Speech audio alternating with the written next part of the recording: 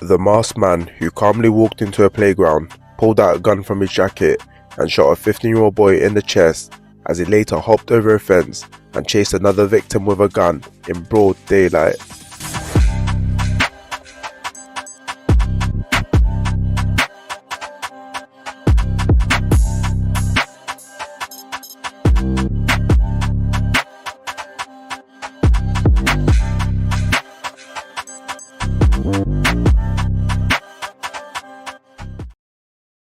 This story takes place in West London, in the Ladbroke Grove area, an estate that's raised some talented artists like AJ Tracey and Digger D. It's a place famous for Notting Hill Carnival and generally holds good vibes. But on the other side of the coin, gang wars between postcodes in the area will turn West London into a hunting ground full of tit-for-tat violence.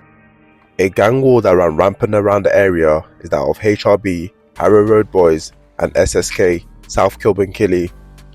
HRB, based in the Mozart estate between the W9 and W10 postcode, will beef with SSK, based in South Kilburn in the NW6 postcode. Like I said, the war between the two postcodes led to a lot of violence in West and Northwest London.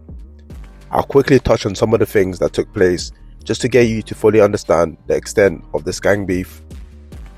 In 2011, a party was being held in the Mozart estate and HRB members would be present.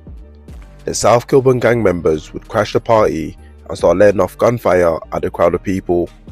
A teenage girl named Jessica Churchlow was shot with a shotgun and riddled with bullets all over her body. All this whilst holding her 11-month-old baby. The SK members also ended up shooting 2 innocent sisters and other civilians whilst trying to hit the HRB members. Jessica, along with 2 other civilians who were also caught in the crossfire, were rushed to hospital, and luckily no one died from this botched assassination. A few months after, the SK gang will follow up with the shooting by shooting a HRB member at point blank range, almost killing him. The HRB gang won't take this lightly, and on May 26, 2017, MahanaAbdu, who's said to be a setup chick for the SK gang, was hanging around with SK members in the estate. This is when HRB members approached the group on pedal bikes and opened fire into the crowd. Mahana was hit in the chest after a bullet ricocheted off a nearby wall. She later passed away in the hospital at just the age of 20. CCTV would catch the masked men riding off after shooting Mahana, and the suspects involved were later arrested but not charged due to insufficient evidence. To this day, the murder remains unsolved, with a £10,000 reward for information that leads to the arrest and conviction of the killers. It's alleged that the victim in this case, 15-year-old Rene Graham, had some involvement with the HRB gang going by the name Renz, and had some family members who were also involved in this sort of lifestyle. With the postcode war still running wild in the area, the tit-for-tat violence would continue, and unfortunately, Rene would be in the wrong place at the wrong time. On Sunday 21st of July 2024, around 7:20 PM, over 1,000 people will be gathered for Park Lime. This is an annual family event organised by the Caribbean Music Association in Ladbroke Grove, West London. There were DJs, carnival stalls and children playing around in the park, known as Teletubbies Park by locals. This was supposed to be a peaceful celebration and good vibes only, but little did anyone know things were about to change. A couple yards away, a loud shot is heard, and people look around to find out where the noise came from. As people began to feel uneasy, a masked man in a cap and balaclava would make his way to the event and walks calmly into the children's play area. He reached into his pocket, pulls out a gun and starts firing directly into the crowd full of parents and children.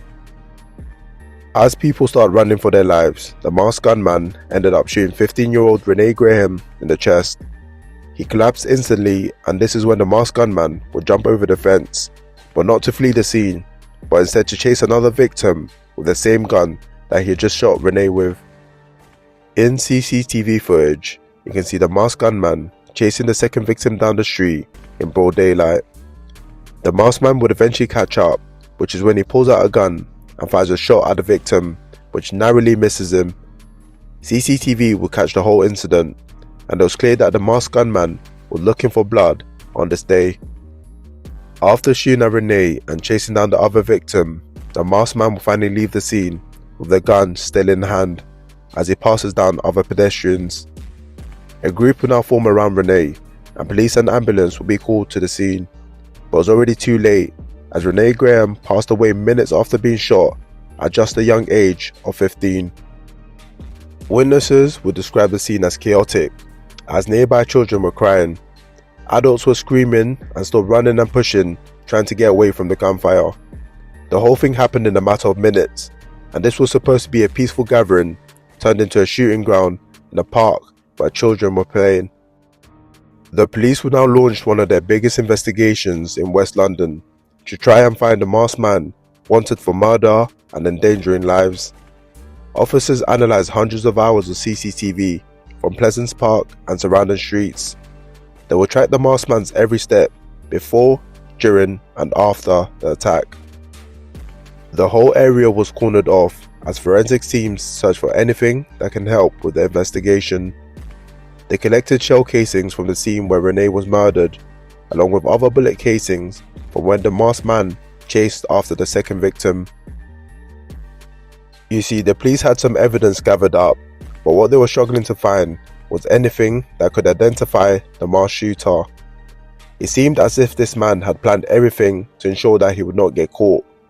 The police conducted interviews with dozens of witnesses for any bit of information on the shooter's identity.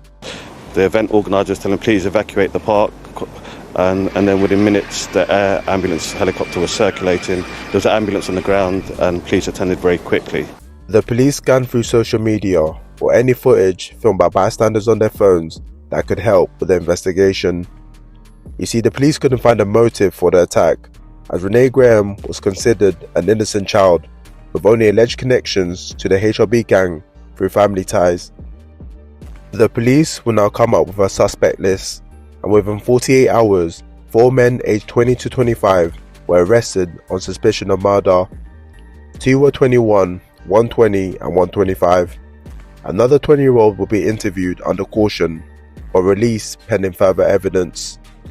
The police were now under a lot of pressure from the public, as this masked man could have injured or killed other children and parents when he shot into the crowd of people.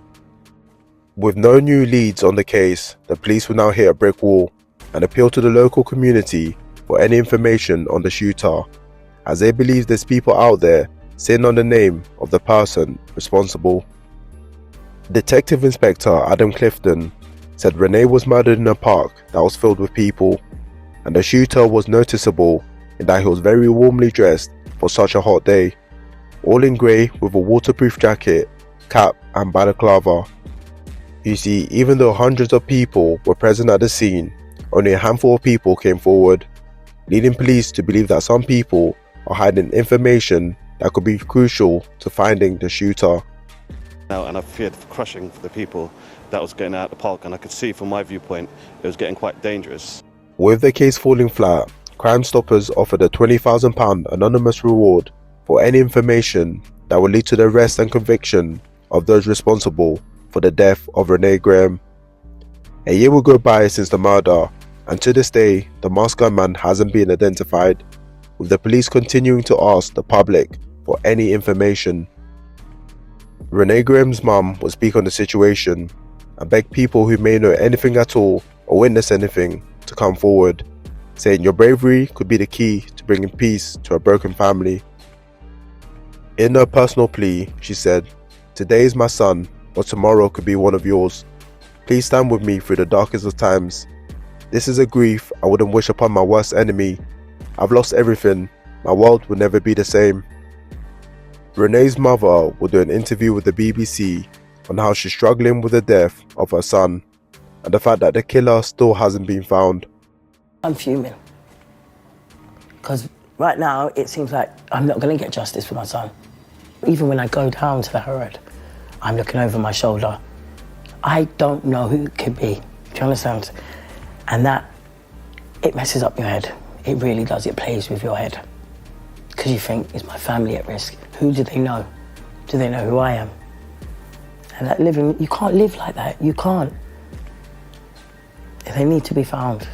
as soon as possible. I did some digging on this case and just wanted to express some of my own opinions, because in terms of the motive for the shooting, I truly do believe this was a retaliation hit on the HRB gang. It doesn't make sense why the shooter would fire a random crowd of people without some sort of target or motive. I don't think the shooter was necessarily aiming for Rene, but he spotted a group of HRB members in the crowd and wanted to hit any one of them without any care if innocent bystanders were in the firing line. Along with this, I think the gunman chased after someone he believed was also a rival gang member. Again, this is only my opinion and what I gathered when reading about the case. Rene's mother herself outlined how he grew up in the care system for most of his life, with him barely attending school for 5 years. He had no structure in his life, no school, nothing, for 5 years. What does that leave a young boy to do? They weren't involved as much as they should have been. And down to all of that, he ended up where he was and ended up living the life he was living. They failed him. The lack of structure in Rene's life likely led to him getting himself involved in things he shouldn't be doing and being involved with people who were leading him down a bad path.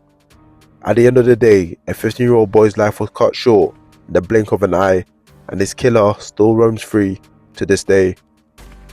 The police continue to investigate this incident, but this case has now become the unsolved murder of Rene Graham. Like I say in every outro, if you take anything from this video, it'd be that the gang life is truly not something you want to be involved in. You got family and friends that fully care for you, so stay smart and let me know in the comments if I missed anything. I'll see you lot in the next one. God bless.